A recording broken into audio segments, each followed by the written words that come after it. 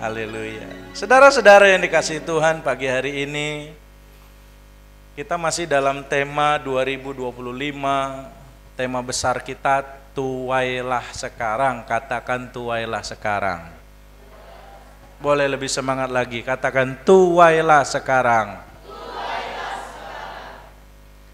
Bukan hanya bicara tentang kita menuai hal-hal yang baik dari taburan-taburan kita di masa lalu, tapi tuailah sekarang itu juga berhubungan dengan penuaian jiwa-jiwa. Itu sebabnya kita ada dalam subtema menabur Injil, menuai jiwa bagi Tuhan Yesus Kristus. Kita sudah mendengar, belajar dari tokoh-tokoh yang menyampaikan Injil. Ada Andreas dalam seri yang pertama, ada perempuan Samaria yang bernama Potini, dan minggu lalu kita sudah mendengar tentang penginjilan Rasul Petrus di rumah Cornelius. Dan hari ini satu lagi tokoh penginjil di dalam Alkitab yang kita akan belajar daripadanya. Dia adalah salah satu dari 7 diaken yang dipilih di Yerusalem, diaken pertama dari gereja, pelayan pertama dari gereja. Dialah sang diaken dan sang penginjil yang bernama Filipus. Kita akan belajar penginjilan Filipus dari Kisah Rasul pasal yang ke-6, Kisah Rasul pasal yang ke-8, dan Kisah Rasul pasal 21. Ada 3 bagian hari ini saya akan sampaikan, dan kita akan mulai dari Kisah Rasul pasal yang ke-6. Saya bacakan buat kita mulai dari ayat yang pertama. Pada masa itu, ketika jumlah murid makin bertambah, timbullah sungut-sungut di antara orang-orang Yahudi yang berbahasa Yunani terhadap orang-orang Ibrani, karena pembagian kepada janda-janda mereka diabaikan dalam pelayanan sehari-hari. Tentu kita semua rindu pelayanan pekerjaan Tuhan, termasuk dalam hal jumlah jiwa semakin bertambah. Amin. Yang rindu boleh lambaikan tangannya, katakan Tuhan saya rindu. Ya. Ketika kita rindu jiwa-jiwa bertambah, maka dari dalam, dari internal, kita juga harus siap dengan pertambahan jiwa-jiwa itu. Siapnya apa? Ketika jiwa-jiwa bertambah, maka orang-orang yang melayani juga harus semakin banyak. Ketika jumlah kita misalnya hanya 5-10 orang, maka saya rasa saya, Ibu Gembala, dengan 2 orang teman untuk ngajar sekolah minggu dan jadi WL, saya kira cukup. Tetapi ketika pelayanan bertambah-tambah, jiwa-jiwa bertambah, anak-anak yang dilayani sudah semakin banyak. Harus ada kelas kecil, harus ada kelas sedang, harus ada kelas besar. Lalu bertambah lagi, pemuda dengan remaja harus berpisah lagi. Ada ibadah remaja, ada ibadah youth. Ya. Lalu pelayanan semakin bertambah, maka orang-orang yang melayani harus semakin banyak. Kalau tidak semakin banyak, maka pasti ada pelayanan yang akan terbengkalai. Dan itulah yang terjadi pada waktu itu. Terjadi persungut-sungutan di antara orang-orang Yahudi karena merasa bahwa salah satu divisi pelayanan yang namanya pelayanan sosial terabaikan. Itu sebabnya saudara-saudara yang dikasihi Tuhan, jangan jadi jemaat penonton saja. Yang setuju katakan amin. Semua kita harus bergerak. Bergeraknya bagaimana? Olahraga juga bergerak ya kan Pak? Semua kita harus melibatkan diri dalam pelayanan. Semua kita melayani Tuhan. Supaya jiwa-jiwa yang Tuhan kirimkan itu terlayani. Bayangkan hari ini saya sebenarnya agak sulit membagi waktu untuk melakukan pemuritan pribadi. Sebab banyak jemaat-jemaat keluarga yang baru-baru yang butuh dimuridkan. Dan saya nggak sanggup melakukannya seorang diri. Dan kalau saya harus melakukannya seorang diri, maka Jemaat-jemaat ini harus menunggu waktu lama, mereka harus ngantri untuk dimuridkan. Itu sebabnya kita-kita ini yang sudah dimuridkan harus melayani jiwa-jiwa, menjangkau jiwa bagi kerajaan Allah. Itu sebabnya ayat yang kedua berhubungan dengan itu, ke-12 rasul itu memanggil semua murid berkumpul dan berkata, kami tidak merasa puas. Petrus yang jadi juru bicara berdiri, dia berkata, kami tidak merasa puas. Kami tidak mau ada pelayanan yang terabaikan. Sekalipun engkau menganggapnya itu pelayanan yang sepele, kalian menganggap itu pelayanan yang kecil, kami tidak mau itu diabaikan. Kami tidak mau melalaikan pelayanan meja karena kami rasul-rasul ini fokus kepada pelayanan firman Allah. Saudara-saudara, jangan pernah menganggap kecil, menganggap sepele sebuah pelayanan. Jangan hanya karena pelayanan besar maka lalu semangat. Kalau main gitar di ibadah raya semangat, begitu disuruh di sekolah minggu enggak lagi semangat. Main drum di ibadah raya semangat, begitu main drum di sekolah minggu, aduh sekolah minggunya. Well, di ibadah raya semangat. Tetapi begitu pimpin pujian di gereja anak, kurang semangatnya. Apapun pelayanannya tidak boleh diabaikan. Katakan amin. Kita semua harus semangat. Rasul Petrus ngomong waktu itu, kami nggak mau ada pelayanan yang terabaikan.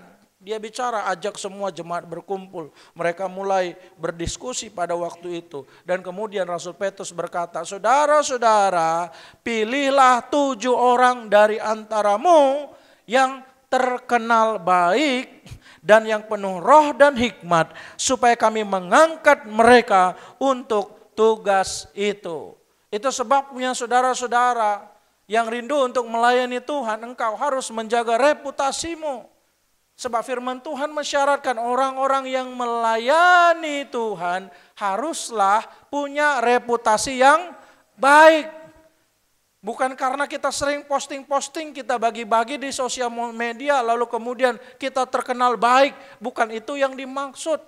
Terkenal baik yang dimaksud itu punya raport yang baik. Punya integritas. Track record yang baik. Dipercaya oleh jemaat-jemaat. Ini orang bukan ular yang suka menipu. Ini orang bukan orang yang suka merugikan atau memanfaatkan orang lain. Ini orang yang suka membantu. Ini orang yang ramah. Ini orang yang suka menolong. Bukan orang yang suka maki-maki. Seorang pelayan Tuhan harus memiliki reputasi yang baik. Itu sebabnya sebelum melayani Tuhan, jagalah kelakuan kita supaya kita jadi orang yang terkenal baik. Bukan hanya terkenal baik, tapi juga perlu hidup di dalam Roh Kudus. Tinggal di dalam Roh Kudus supaya kita melayani dengan pengurapan dari sorga, pengurapan dari Allah Roh Kudus, sehingga kita mampu untuk melakukan tugas pelayanan. Dan Rasul Petrus berkata, supaya kami sendiri bisa berfokus memusatkan pikiran kami dalam doa dan pelayanan firman. Jadi saudara, mari kita bagi-bagi tugas. Saya dengan Ibu Gembala, kami mempersiapkan firman Allah. Kami siapkan firman hari Minggu. Kami persiapkan bahan komsel. Kami berdoa untuk jemaat-jemaat setiap hari. Kami mengunjungi jemaat-jemaat yang butuh dikunjungi bersama dengan tim kunjungan. Tapi tentu harus ada yang memperhatikan peralatan-peralatan gereja. Ya. Kalau enggak ditutup mixernya nanti berdebu, lama-lama macet, lama-lama kresek-kresek. Kalau keyboardnya enggak ditutup, nanti potensionya rusak. Harus ada yang memberi diri untuk itu. Puji Tuhan, Bang Helpin selama ini memberi diri untuk itu. Kaleb mulai belajar. Harus ada anak-anak muda yang beri dirinya untuk membersihkan mempersiapkan ruangan ibadah. Kita bersyukur ada anak-anak muda yang setia mempersiapkan ruangan ibadah. Amin. Itu juga melayani Tuhan. Harus ada anak-anak muda yang masak setiap pagi. Ya, supaya semua pekerja-pekerja yang hari itu melayani Tuhan di hari Minggu semuanya bisa makan.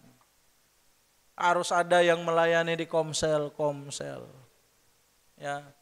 Harus ada yang melayani di gereja anak. Mari kita bagi-bagi tugas dan itulah yang dilakukan waktu itu untuk di gereja mula-mula ketika pelayanan gereja mulai ditata. Sebab ini memang gereja baru lahir. Gereja itu baru lahir di peristiwa Pentakosta dalam Kisah Rasul pasal yang kedua. Secara manajerial masih berantakan. Itu sebabnya rasul-rasul mulai membentuk struktur pelayanan. Bukan untuk kemudian membuat seorang merasa lebih tinggi dari yang lain, tidak. Tetapi supaya kemudian pelayanan terkelola, termanage dengan baik. Lalu kemudian ayat yang berikutnya, usul itu diterima baik oleh seluruh jemaat. Lalu mereka memilih Stefanus, seorang yang penuh iman dan Roh Kudus. Lalu dipilih juga seorang yang bernama Filipus, dialah yang hari ini saya sampaikan. Ada juga orang yang bernama Prokorus, ada Nikanor, Timon, Parmenas dan Nikolaus, seorang penganut agama Yahudi dari Antioquia. Orang-orang ini kemudian dipilih. Lalu ayat yang ke-6, mereka dihadapkan kepada rasul-rasul. Lalu rasul-rasul itu berdoa dan meletakkan tangan di atas mereka. Supaya apa? Supaya mereka menerima pengurapan. Supaya Roh Kudus memberikan mereka kemampuan. Orang-orang ini kemudian ditabiskan untuk menjadi diaken pada gereja pertama yang berdiri di dunia ini, yaitu diaken dari gereja Yerusalem. Diaken itu sebenarnya pelayan. Ya, cuma di beberapa gereja kalau udah disebut diaken, udah ginjang rohanya. Ya kan, udah merasa dia lebih kudus, sudah merasa dia lebih hebat dari yang lain. Ya, diaken itu pelayan. Kalau lihat bahasa Yunaninya justru doulos. Doulos itu hamba. Ya, Tuhan ingin kita melayani Dia. Dan ditetapkanlah kemudian ada pelayan-pelayan, ada diaken-diaken yang melayani Tuhan. Dan akibat dari manajerial yang baru dibangun itu, dampaknya luar biasa. Ayat yang ke-7, firman Allah makin tersebar, jumlah murid di Yerusalem makin bertambah banyak, juga sejumlah besar imam menyerahkan diri dan percaya. Apa pelajaran yang kita mau ambil dari kisah Filipus ini? Yang pertama, saudara-saudara yang dikasihi Tuhan, kita harus menjangkau jiwa apapun posisi kita di gereja. Katakan amin. Awalnya Filipus ini adalah jemaat biasa. Jemaat awam. Tapi saya yakin dia adalah jemaat yang setia. Dan karena setia, karena punya reputasi yang baik, maka kemudian jemaat-jemaatlah yang justru mengusulkan 7 nama itu untuk didoakan oleh para rasul.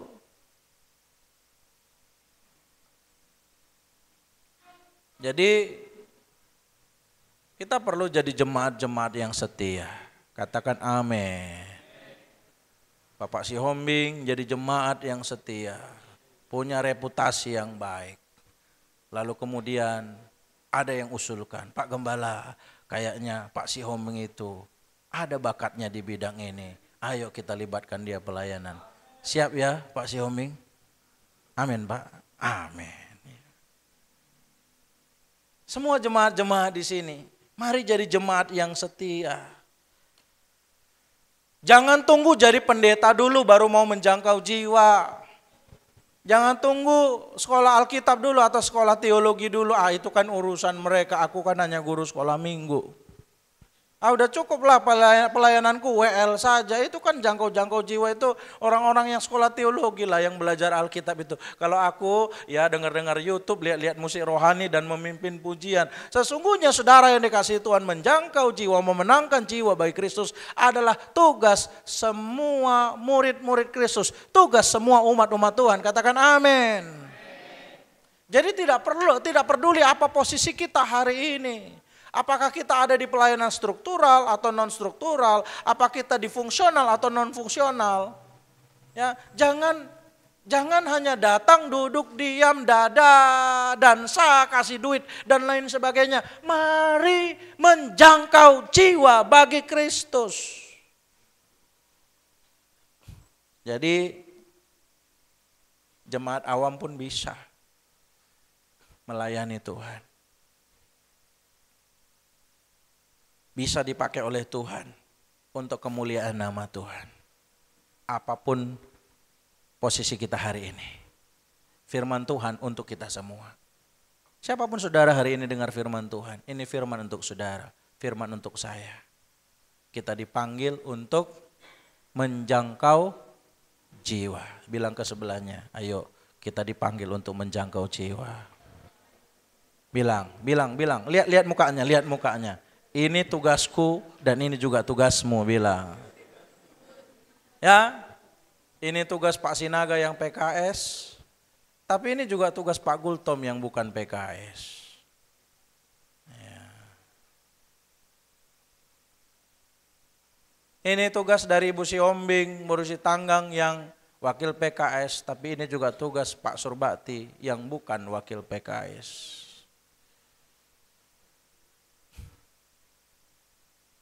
Ini tugas Bang Kaleb dan Bang Gabriel yang pemain drum. Ya. Tapi ini juga tugas Revi yang enggak main musik. Ini tugas kita.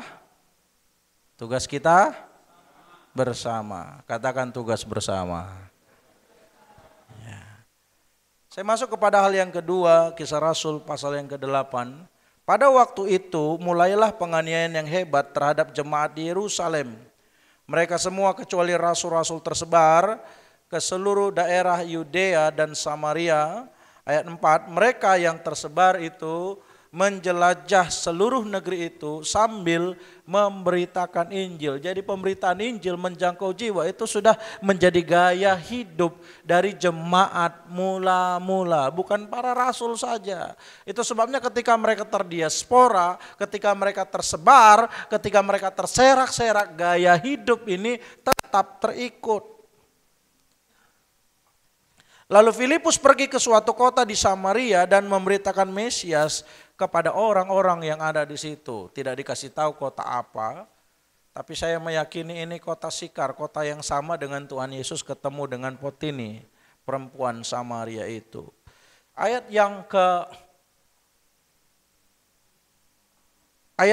ke-6, ketika orang banyak itu mendengar pemberitaan Filipus dan melihat tanda-tanda yang diadakannya, mereka semua dengan bulat hati menerima apa yang diberitakannya itu, sebab dari banyak orang yang kerasukan roh jahat, keluarlah roh-roh itu sambil berseru dengan suara keras, dan banyak juga orang lumpuh dan orang timpang yang disembuhkan. Maka hasilnya apa? Sangatlah besar sukacita dalam kota itu. Bukankah kita mau bahwa kota Medan kemudian dilanda oleh Tuhan dan ada sukacita yang besar karena keselamatan yang Tuhan kerjakan? Maka marilah kita menjangkau jiwa bagi Tuhan. Pelajaran yang kedua yang kita bisa ambil dari Filipus adalah Filipus ini orang yang menjangkau jiwa dimanapun Tuhan menempatkannya. Awalnya Tuhan menempatkan Filipus di Yerusalem.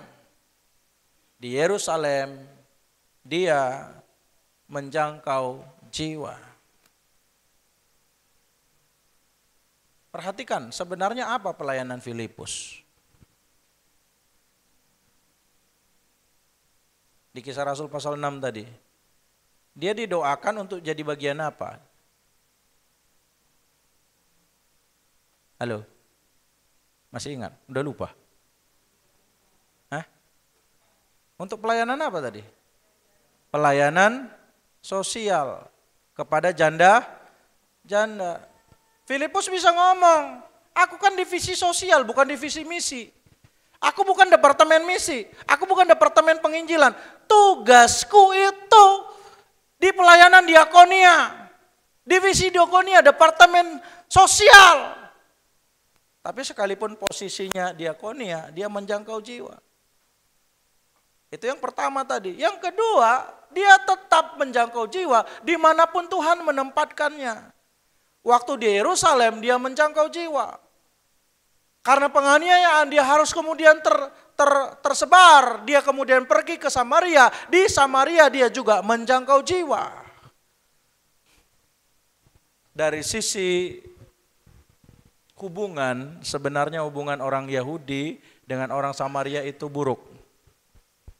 Nggak berteman, nggak berkawan.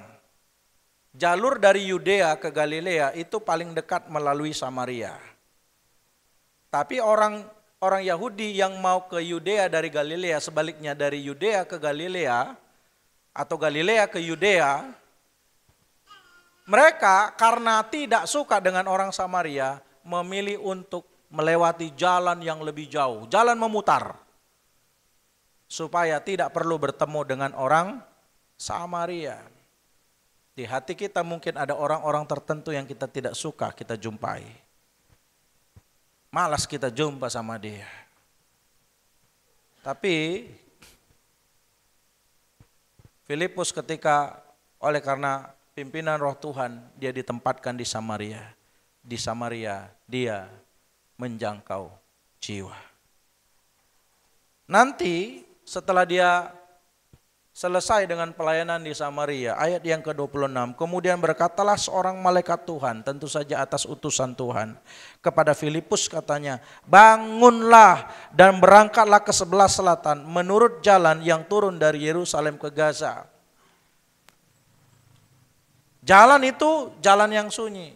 Filipus disuruh pergi ke daerah Gaza. Dan ternyata tempat ini sunyi, jalan itu sunyi.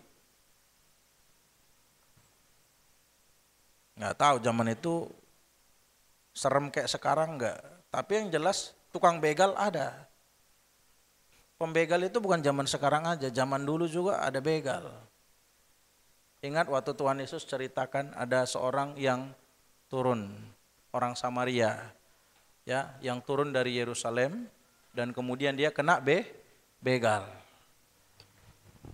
Ada orang tertentu yang turun, lalu kemudian dia dibegal, ditolong oleh seorang Samaria yang baik hati. Ini jalan yang sunyi. Tuhan suruh dia ke sana, tapi di sana pun kemudian Filipus menjangkau jiwa. Kenapa? Ayat 27, lalu berangkatlah Filipus adalah seorang Etiopia, seorang sida-sida pembesar dan kepala perbendaharaan Sri Kandake, ratu negeri Etiopia yang pergi ke Yerusalem untuk beribadah. Sekarang orang itu sedang dalam perjalanan pulang dan duduk dalam keretanya sambil membaca kitab Nabi Yesaya. Lalu kata Roh kepada Filipus, pergilah ke situ, dekatilah kereta itu. Waktu itu sida-sida ini lagi sedang membaca gulungan kitab Nabi Yesaya. Filipus dekati, dia bilang gini, Bapak ngerti apa yang Bapak baca? Sida-sida bilang begini, manalah aku ngerti, ini kitabmu, kau orang Yahudi kan, bukan kitabku ini, nggak aku ngerti ini. Tapi kalau kamu ngerti, ayo duduk di sini, tolong jelaskan sama aku. Filipus tidak menyia-nyiakan kesempatan itu. Dia duduk di samping Menteri Keuangan dari Ethiopia itu. Lalu kemudian ayat 35 berkata, maka mulailah Filipus berbicara dan bertolak dari nats itu.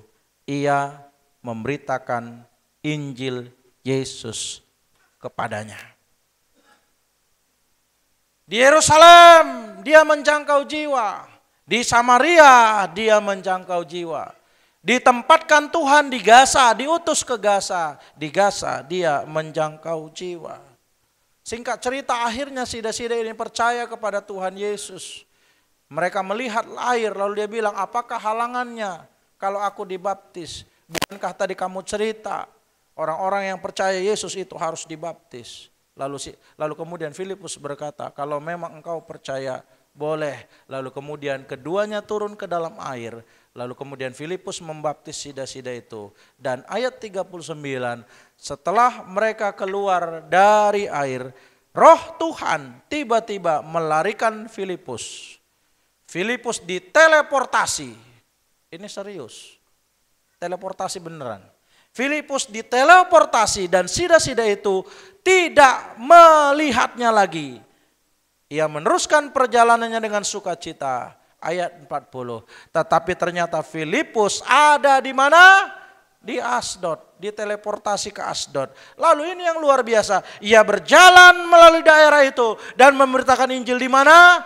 Di semua kota sampai ia tiba di Kaisarea. Tuhan teleportasi dia ke Asdod. Di Asdod dia menyampaikan Injil, dia menjangkau jiwa. Di semua kota yang dia lewati, dia menjangkau jiwa. Akhirnya nanti dia sampai di Kaisarea, dia buat rumah di Kaisarea, dia berkeluarga di Kaisarea, dia punya anak di Kaisarea. Di Kaisarea pun dia menjadi penginjil, orang yang menjangkau jiwa bagi Kristus. Nggak nyambung Pak Gembala. Aku udah beli rumah di Marelan, sampai mati aku tinggal di sini, nggak akan pindah-pindah lagi. Ini bukan soal pindah rumah, pindah tempat atau tidak.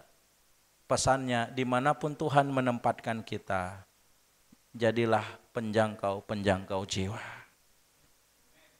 Yang semangat katakan amin.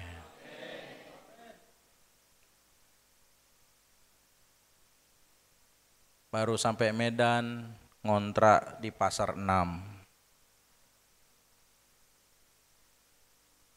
Pasar 6 Tanah Garapan. Di sana menjangkau jiwa. Karena menjangkau jiwa, ada orang yang gak suka. Yang punya kontrakan, gak mau rumahnya diperpanjang.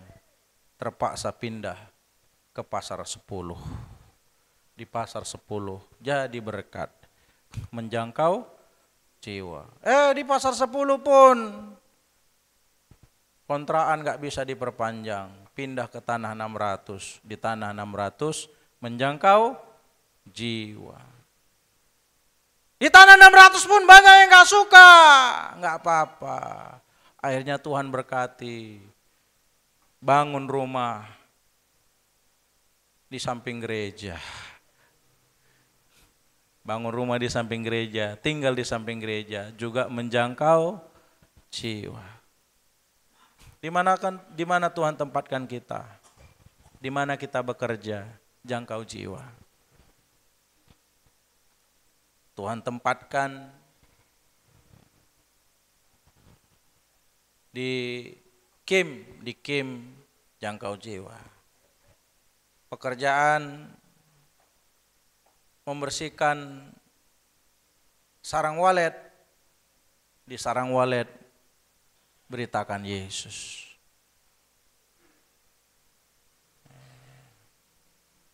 Kerja jualan di pajak Marelan, beritakan Yesus. Berladang di Lubuk Pakam. Kalau di ladang gak ada orang, siap pulang berladang ketemu orang, cerita tentang Yesus. Dimanapun kita berada, kita bisa menjangkau jiwa. Tuhan kasih rumah di Terjun, komplek KPUM. Di sana pun menjangkau jiwa. Dari kecil saya sudah biasa, saya sudah cerita beberapa waktu yang lalu. Waktu masih kelas 1, kelas 2 SD, udah disuruh bapak, ayo panggil itu orang-orang ikut PA. Saya datang dari rumah ke rumah, ayo kak, bang, ayo PA, ayo kebaktian yuk. Iya dek, duluan. Lagi mandi. Datang betul ya kak ya? Ya. Pindah lagi ke rumah yang lain. Udah SMP, saya tetap bersaksi sama teman-teman. SMA, saya bersaksi sama teman-teman. Kuliah di USU. Waktu itu saya udah belajar EE. Temanku SMA sama-sama kami di USU. Kuinjili dia. Walaupun jawabannya tidak menyenangkan. Oh, kau ku tengok tukang bikin orang murtad kau, katanya. Kayaknya kau ini laskar. Awas nanti ya, kulapor kamu sama Osama bin Laden, katanya. Serius, dia bilang begitu sama saya. Awas kau, kulapor kau nanti sama Osama bin Laden. Enggak apa-apa, enggak usah kau marah kawan, ku bilang. Udah lama kau kenal aku, udah lama kita berteman. Aku merasa terganggu kalau aku enggak cerita Yesus sama kamu. Tapi kalau kamu enggak mau percaya, sekarang itu urusanmu. Yang penting tugasku sudah selesai. Selesai kuliah, Tuhan tempatkan saya di Anugerah Harapan Bangsa sekitar 4-5 tahun. Tidak ada kelas yang tidak saya injili. Saya cerita Yesus sama mereka. Akhirnya terbuka pelayanan ini. Dimanapun kita berada, kita harus menjangkau jiwa.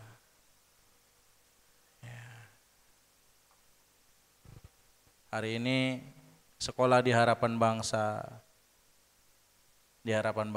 menjangkau jiwa.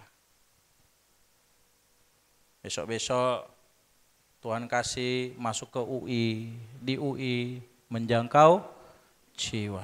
Dimanapun kita berada, dimanapun kita kos, dimanapun kita tinggal, dimanapun kita bekerja dan berkomunitas, dimanapun STM kita, hadirkan Yesus di tengah-tengahnya. Kalau kita tidak bisa membawa mereka ke gereja, maka setidak-tidaknya hadirkan Yesus di komunitas kita, di tempat kerja kita, di kuliah kita, di kantor kita. Kawan-kawan yang Kristen, bagus juga kayaknya kalau kita bikin kebaktian. Ayo kita bikin kebaktian Kristen di kampus kita. Ayo kita bikin kebaktian Kristen, ibadah Kristen di tempat kerja kita ini. Supaya pada akhirnya orang-orang yang tidak datang kepada Tuhan akhirnya datang kepada Tuhan. Dimanapun kita ditempatkan, mari kita menjadi saksi Kristus. Dari kehidupan Filipus ini pun kita bisa mengambil pelajaran yang ketiga. Filipus adalah orang yang menjangkau jiwa kepada siapapun dia diutus Tuhan. Demikian juga kita perlu menjangkau jiwa kepada siapapun Tuhan mengutus kita.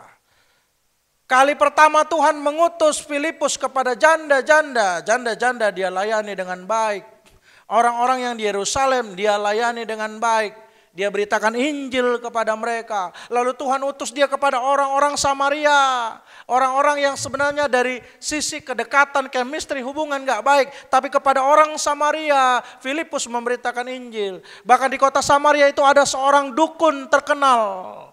Dianggap sebagai titisan dewa, sebagai utusan dari Allah. Namanya Simon si tukang sihir. Simon si tukang sihir pun menerima Injil melalui Filipus dan jadi ikut Yesus.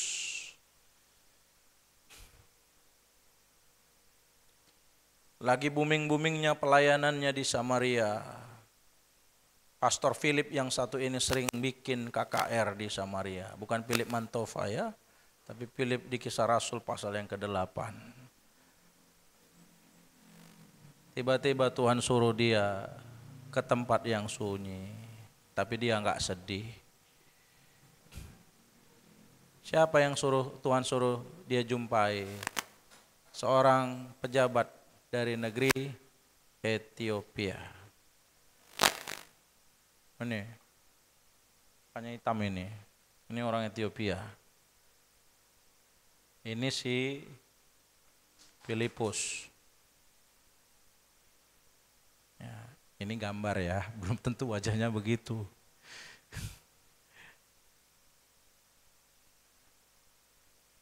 Naik ke sini kata Sida-sida itu, suruh dia duduk di sampingnya. Bayangkan saudara, Filipus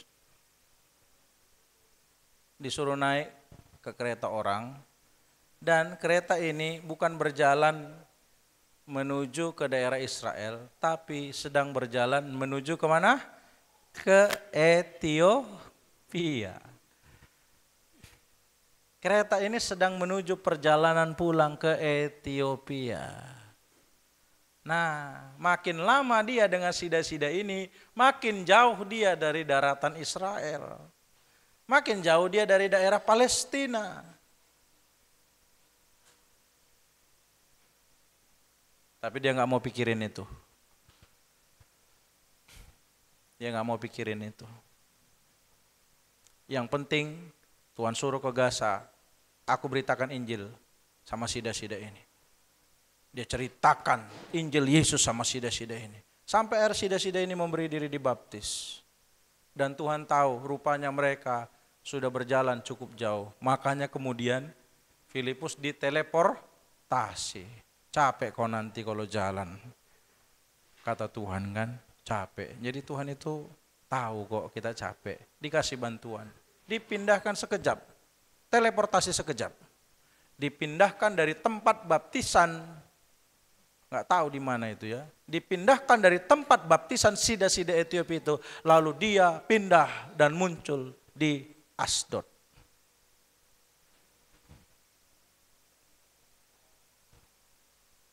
Saudara yang dikasihi Tuhan, tahukah saudara bahwa hari ini Ethiopia itu menjadi salah satu negara Afrika dengan penduduk mayoritas Kristen.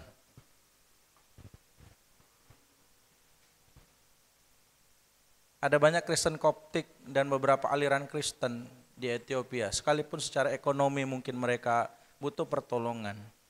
Tetapi orang-orang Ethiopia adalah orang yang beriman. Ethiopia ini di Afrika. Kenapa Injil bisa sampai ke Afrika? Itu melalui penginjilan Filipus kepada sida-sida Ethiopia. Dan saya percaya sida-sida ini pun akhirnya jadi penginjil. Itu sebabnya hari ini Ethiopia mayoritas Kristen, pengikut Yesus.